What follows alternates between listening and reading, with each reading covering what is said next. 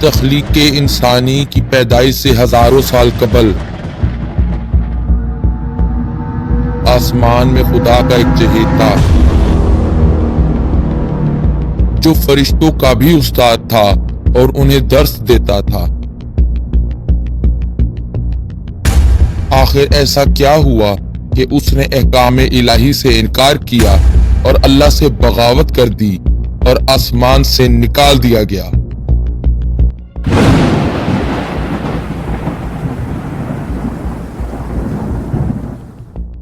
اللہ تعالیٰ نے حضرت آدم علیہ السلام کی تخلیق سے قبل دو مخلوق کی تخلیق کی تھی۔ یہ نوری اور ناری مخلوق تھی۔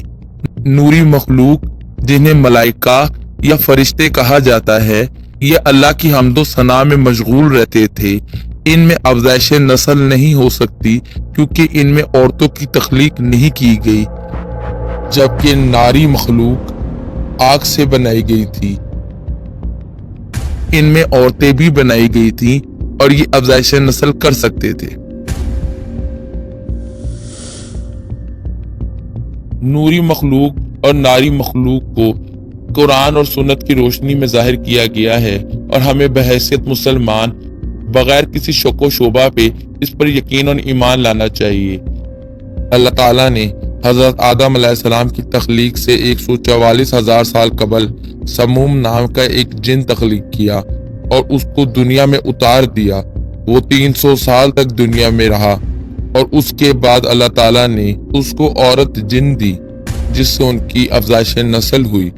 شروع میں یہ جنات اللہ کی حمد و ثنا کرتے تھے اور نیک تھے، لیکن وقت گزرنے کے ساتھ ساتھ یہ قوم سرکش ہو گئی اور فتنہ و فساد میں پڑ گئی۔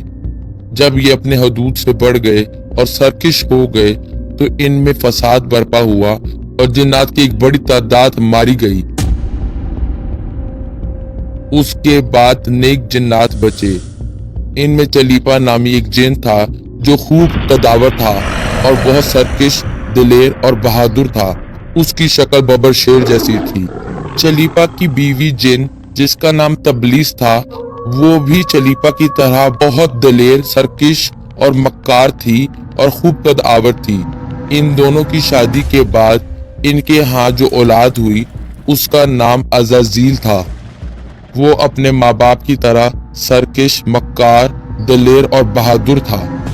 حضرت آدم علیہ السلام کے اس دنیا میں آنے سے قبل جنات اس دنیا میں رہے، لیکن سرکشی اور فساد برپا کرنے کی وجہ سے اللہ پاک کے حکم سے فرشتوں نے ان کے ساتھ جنگ لڑی۔ اس جنگ میں فرشتوں کے سامنے جنات ٹک نہ پائے اور انہوں نے بہت سے جنات کو ختم اور نیست و نابود کر دیا۔ اس جنگ میں عزازیل کے ماں باپ چلیپا، تبلیس دونوں مارے گئے۔ اللہ کے حکم سے فرشتوں نے عزازیل اور کچھ جنات کو قید کر کے آسمانوں میں لے گئے۔ اللہ پاک نے فرشتوں کو حکم دیا کہ عزازیل کی بہترین پرورش کی جائے۔ عزازیل کی نہایت احسن طریقے سے پرورش کی گئی۔ وہ اللہ کی عبادت گزار اور نیک مخلوق میں شامل ہو گیا۔ وہ دن رات اللہ کی عبادت کرتا تھا۔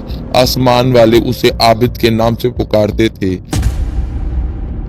حضرت قعب بن احبار کا بیان ہے کہ عزازیل 40,000 سال تک جنت کا خزانچی رہا، 80,000 سال تک فرشتوں کا ساتھی۔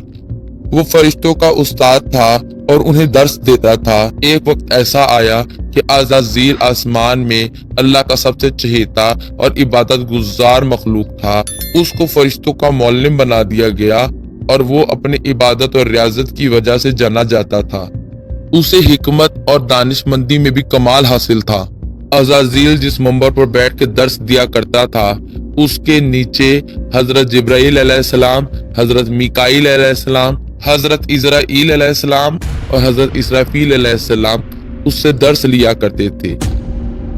لیکن اللہ جو ہر چیز سے باخبر اور خوب جاننے والا اور حکمت والا ہے، وہ یہ جانتا تھا کہ یہ لعین ہے اور اس کا خاتمہ کفر کی حالت میں ہوگا اور یہ اپنے اعمال کو ضائع کرے گا اور اپنی فطری سرکشی کی وجہ سے ذلیل ہوگا۔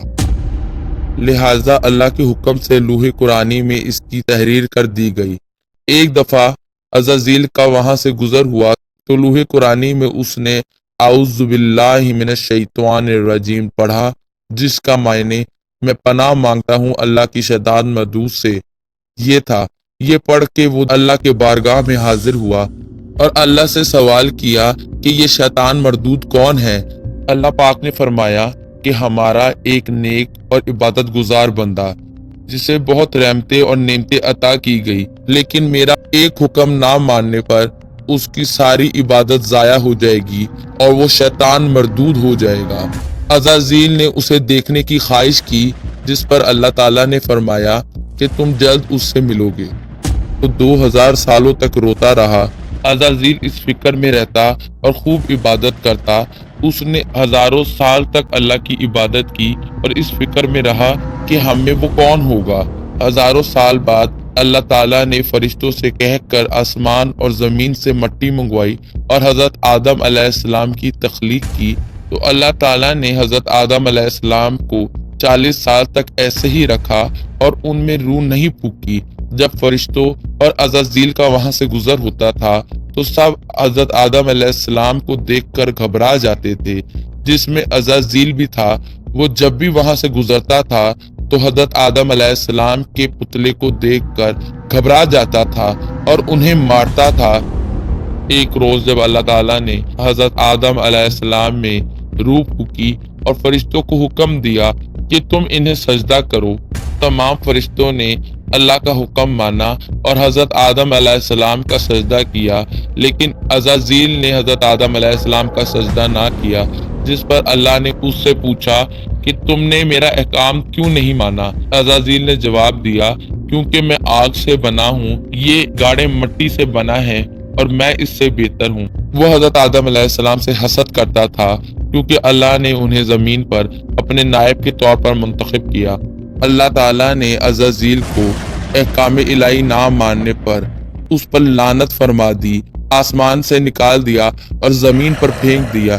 عزازیل نے اللہ سے التجا کی کہ مجھے قیامت تک زندہ رہنے کی مہلت دے دے۔ اللہ نے اسے قیامت تک زندہ رہنے کی مہلت دے دی، جس پر اس نے یہ عہد کیا، میں تیرے بندوں کو تیری عبادت سے بھٹکاؤں گا۔ اللہ نے فرمایا، جو تیرے راہ پر چلے میں تیرے ساتھ ساتھ ان کو بھی جہنم سے بھر دوں گا۔ اللہ نے اس پر لعنت فرمائی اور پھٹکار کے ساتھ اس کو عرش سے فرش پر پھینک دیا۔ شیطان کا ذکر قرآن اور حدیث کے علاوہ دیگر مذہبی کتب میں بھی ملتا ہے۔ دیگر زبانوں میں شیطان کو لفظ سطان، لوسیفر اور جنات کے نام سے جانا جاتا ہے۔ بعض قومیں دنیا میں ایسی بھی رہی ہیں جو سطان، لوسیفر کی عبادت کرتے تھے۔ اس دنیا میں عزازیل کو ماننے والے مشرک قوم ہیں۔ ان لوگوں کا ماننا یہ ہے کہ عزازیل نے اپنے طاقت کی دم پر اللہ سے صحیح بغاوت کی اور وہ اس کو پوچھتے ہیں۔ یہ لوگ بھی جہنم میں جائیں گے۔ روایت کے مطابق عزازیل کو جب دوسری دفعہ سور پھونکا جائے گا تو نہایت دردناک موت ملے گی۔ عزازیل ان لوگوں سے جو اس کے ماننے والے تھے یہ کہے گا کہ بے شک میرا وعدہ جھوٹا اور اللہ کا وعدہ سچا تھا، اور اس پر مجھے ملامت نہ کرو اور تمہارے اعمال تم پر ہیں۔ عزازیل نے اللہ کا حکم نہ مانا اور اس کی ہزاروں سال کی عبادت ضائع ہو گئی۔ وہ حسد میں مبتلا ہو گیا اور اس نے اللہ سے بغاوت کی اور اللہ کا انکار کیا۔